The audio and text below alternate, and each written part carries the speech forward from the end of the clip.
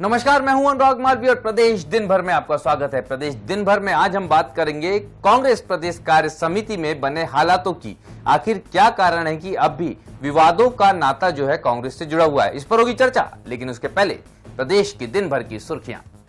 प्रदेश की दिन भर की सुर्खियों की बात करें तो मध्य प्रदेश को अपने नए डीजीपी का इंतजार है।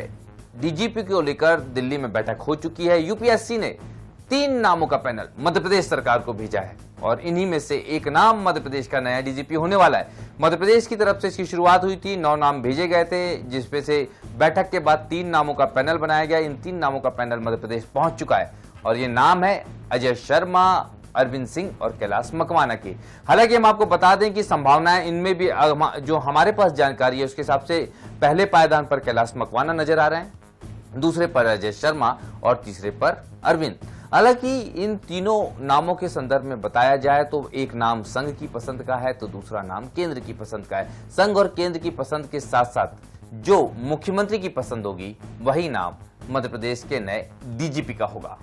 चलिए बढ़ते हैं अगली खबर की तरफ और ये खबर है रीवा के मऊगंज से। दरअसल मऊगंज की अगर हम बात करते हैं तो मऊगंज में लगातार जो है तनाव की स्थिति बनी हुई है, लेकिन उस तनाव की स्थिति के बीच में एक और नया बखेड़ा खड़ा हो गया है।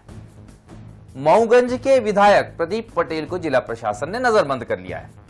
अब आप समझिए कि ये विधायक कोई कांग्रेस के या विपक्ष के नहीं है बल्कि सत्ता पक्ष के हैं और स्थानीय जिला प्रशासन को लगता है कि सत्ता पक्ष के इस विधायक के कारण कानून और व्यवस्था की स्थिति बिगड़ जाएगी, तनाव बढ़ जाएगा और यही कारण है कि उनको पहले एक बार गिरफ्तार किया और वो वहां से भाग गए। अजूबा है ये कि वो भाग गए, दोबारा पकड़ा गया और नजरबंद किया गया। कब तक नजरबंद रहेंगे इस पर जिला प्रशासन कुछ कहना नहीं चाहता और प्रदीप पटेल को मीडिया से मिलने नहीं दिया जा रहा। फिलहाल वो नई गढ़ी के रेस्ट हाउस में है जहां पर उनको जिला प्रशासन की निगरानी में रखा गया है। बात करते हैं पंडित धीरेन्द्र शास्त्री की यात्रा की। हिंदुओं को एक करने के लिए धीरेन्द्र शास्त्री यात्रा पर निकल चुके हैं। बागेश्वर धाम से ओरछा तक ये पद यात्रा चल रही है, लेकिन इस पद यात्रा पर सियासी बयानबाजी भी जारी है। नेता आभार जता रहे हैं, भाजपा के धन्यवाद कर रहे हैं और शामिल भी हो रहे हैं। लेकिन इस यात्रा में जो शामिल हुआ एक नाम, उसको लेकर जब बहुत चर्चा है और वो नाम है कांग्रेस विधायक जयवर्धन सिंह का। जयवर्धन सिंह वैसे बड़े फेवरेट माने जाते हैं धीरेन्द्र शास्त्री के, लेकिन कांग्रेस इस यात्रा के समर्थन में कहीं नजर नहीं आई। बावजूद इसके जयवर्धन सिंह इस यात्रा में सबसे पहले पहुंचे और जब इस पर सवाल किया गया तो जयवर्धन सिंह ने कहा कि सनातन उनकी आत्मा है। लेकिन इसके इतर धीरेन्द्र शास्त्री की इस यात्रा का विरोध करने वालों की भी कमी नहीं है। फूल सिंह बरैया नंबर 1 है जिन्होंने धीरेन्द्र शास्त्री की यात्रा को मोदी की मूर्ख बनाओ यात्रा कह दिया है। साथ में यह भी कह दिया कि जो ओबीसीओं को पुजारी बनाने की बात धीरेन्द्र शास्त्री कह रहे हैं वो इनके गले से नहीं उतर रही।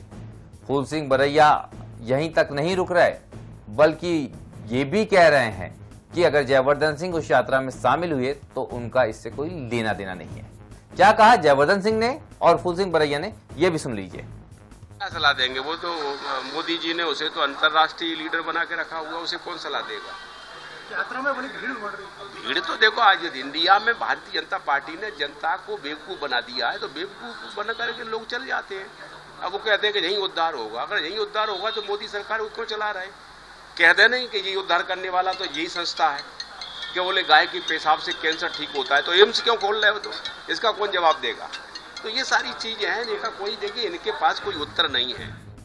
मध्य प्रदेश में 2 विधानसभा उपचुनाव हुए हैं, विजयपुर और बुधनी के, जिनकी 23 तारीख को काउंटिंग होनी है।